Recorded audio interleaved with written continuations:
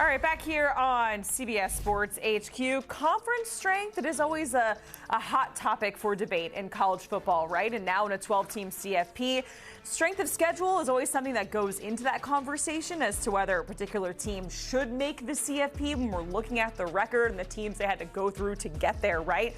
And we're going to go through CBS Sports' college football conference power rankings and see how each conference stacks up to one another heading into 2025. Chip, great to see you, my friend. We're starting at the top here at number 1.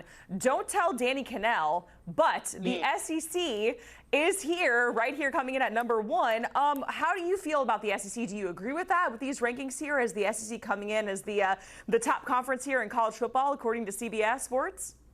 Yes, I think that right now is a time where the SEC definitely has a claim, Jacqueline. I think last year was a down year for the SEC, and we saw that reflected as they only got 3 teams into the college football playoff while the Big Ten got 4. But when I'm looking across the national landscape of college football, what I'm seeing are a lot of programs in the Big Ten that are in a reload mode, while the SEC has groups that are gearing up for a run at a national championship. Obviously, that starts with preseason number 1, Texas. Obviously, that includes looking at a Georgia, at an Alabama, and then that very, very competitive group that, of course, you know very well, Jacqueline, where you've got an LSU, South Carolina, Florida, Oklahoma. You know, these are some of the teams that recruit at the highest level. These are some of the teams that spend and invest at the highest level. There's just not a way for all of them to win championship trophies, but the way that the pace is set by those programs at the top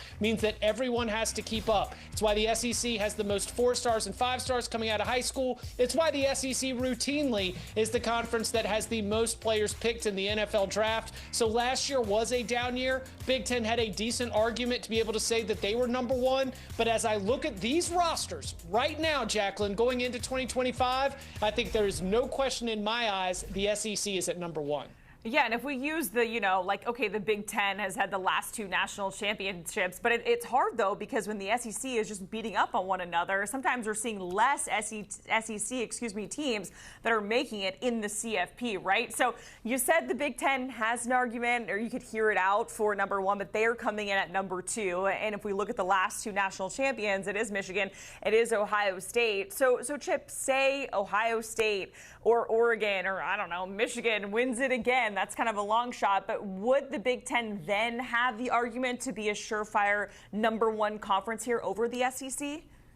If they've got the trophies, then they can certainly make that argument. That is how the SEC grew to the stature we know today with those, 7 straight national championships back in the BCS days.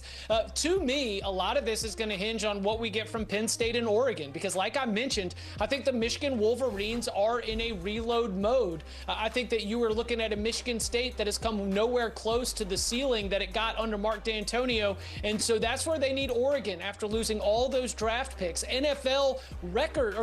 program record NFL draft picks. Oregon needs to be ready to go. But if it is Penn State to be able to match what Michigan and Ohio State have done in each of the last 2 years, now you're going to start taking the Big Ten more seriously. And the one thread here, Jacqueline, if you notice about the SEC and the Big Ten, the schools that they brought in last year for Texas and Oklahoma for the SEC, Oregon, Washington, USC, UCLA, made both of those so much better. On the football side, it has led to the Super 2. It might be the Power 4 officially, but it's the Super 2 because in this recent wave of conference realignment, the SEC and the Big Ten added plus value football programs. Yeah, during the SEC and Big Ten media days, I have to sit there and really count out just how many teams we're dealing with over the course of 4 days because there's so many.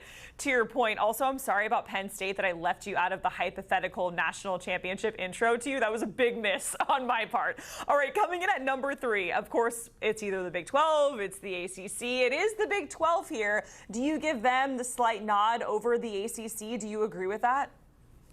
It is so difficult because What the Big 12 does not have is an absolute anchor weighing them down. Because in the ACC, you've got some programs that are below the average level, not just for power conferences, but all of FBS. But look at what we have here from the Big 12. 4 teams all inside the top 25. The Big 12 also has number 26, 27, and 28 in terms of other receiving votes just outside the top 25. Is there a top 10 team? No, there is not. The ACC has 2 of those. So how do you look at having a great B-plus collection of teams, but not having any A's? And are those A's offset by having a couple F's or D minuses? That's where Brett Yormark beats the table and says the Big 12 is the most competitive league in all of college football because there are so many healthy, surging programs who are all just, you talk about beating up on each other. We had a 4-way tie.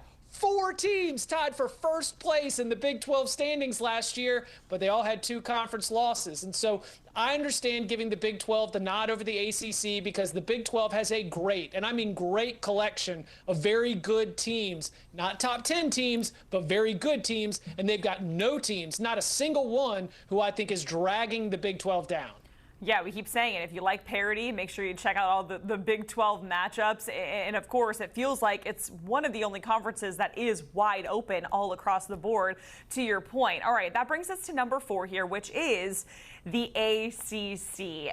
And it seems like, Chip, you align with that, with the ACC coming in, of course, behind the SEC, the Big 10, and the Big 12. Yeah, and it's because they aren't getting some help.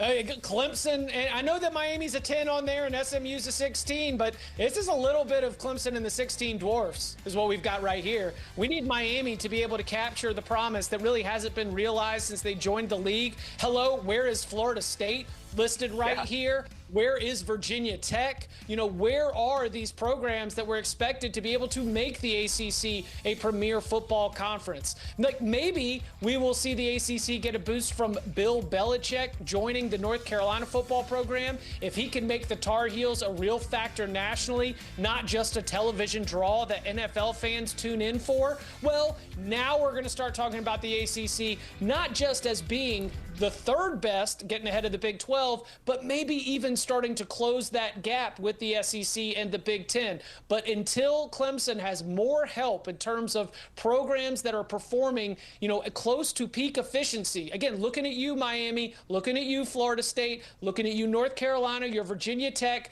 there are opportunities for the ACC to grow. Clemson is very healthy, but the rest of the league's football picture, I think, can definitely be improved. Yeah, it's not that long ago that we saw FSU and Jordan Travis get, whatever your argument is, they got left out of the CFP. That whole 2-win season makes us forget about that. But that was only 2 seasons ago, right? So the FSU, or at the Florida State University, you can help. All right, Chip.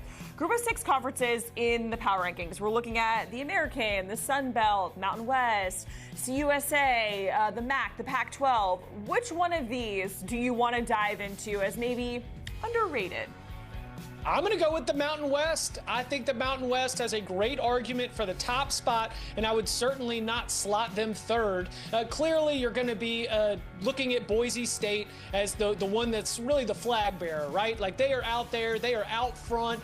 Boise State not only making it to the college football playoff, but getting a top 4 seed 1 year ago. And what a great season they had with Ashton Genty as the superstar. Boise State probably is going to be the most talented team again, but I really, really like the coaching hires. Your guy, Jacqueline, Dan Mullen, taking over at UNLV. Ken Niumatalolu, the former Navy head coach, is now at San Jose State. And Fresno State, a program that has won conference championships and recently saw success with Kalen DeBoer as the head coach. They hired a coach by the name of Matt Entz. He used to be at North Dakota State competing for FCS national championships. So this ranking and this rating of the Mountain West as being 3rd among those group of 6 conferences seems to indicate that they have like an ACC problem on their hands with Boise and everybody else. But I think what we have seen, thanks to good coaching hires, is for some of those other programs in the league to really start to cut into that lead and make the entire conference much more respectable and competitive in 2025. Yeah, Chip, we'll see if my guy can go recruit there at UNLV. That'll be a little challenge for my guy, Dan Mullen, maybe. Chip, we appreciated going through the College Football Conference Power Rankings. You can hear more from Chip over on the Cover 3 podcast. You can watch right now by scanning that QR code on your screen.